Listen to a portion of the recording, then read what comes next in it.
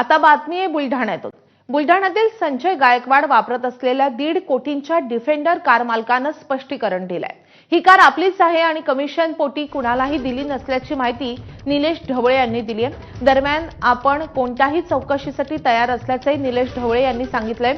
कोणत्या कमिशनमधून डिफेंडर घेतली असा आरोप भाजपचे बुलढाणा जिल्हाध्यक्ष विजयराज शिंदे यांनी आमदार गायकवाडांवर केलेला होता।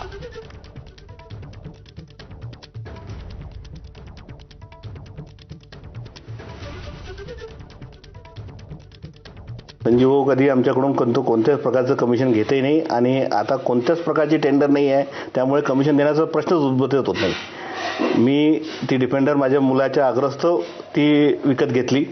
मला गाडीचा एक छंद आहे, वेगवेगळ्या गाड्या हे करायचा।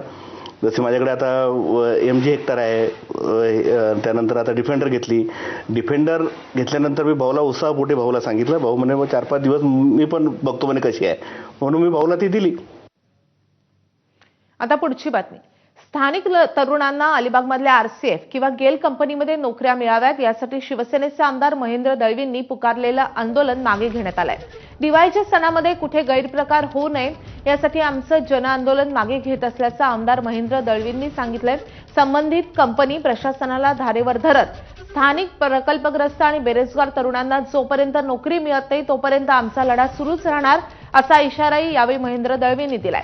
शिवाय आमच्या मागण्या अमान्य झाल्यास काळी दिवाळी साजरी करू असा सज्जड दमही त्यांनी दिलाय।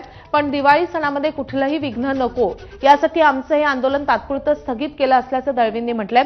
मात्र आंदोलन बंद केलेलं नसून केवळ दिवाळीपुरतं स्थगित केल्याचं त्यांनी पुन्हा एकदा स्पष्ट केलेलं आहे। त्यांनी आज प्रकल्पग्रस्तांना सांगितलं की दिवाळीसारखा सण आहे, त्यामुळे आपलं साखळी कोर्टाच्या निर्देशाप्रमाणे 500 मीटरच्या दायऱ्याच्या पलीकडे आंदोलन करणं हे काय ठीक नाही आहे। कारण आंदोलनाची एक परिभाषा आहे की आंदोलन हे त्या कंपनीच्या प्रिमायसेसमध्ये किंवा त्यांच्या गेट समोर करणं बंधनकारक आहे।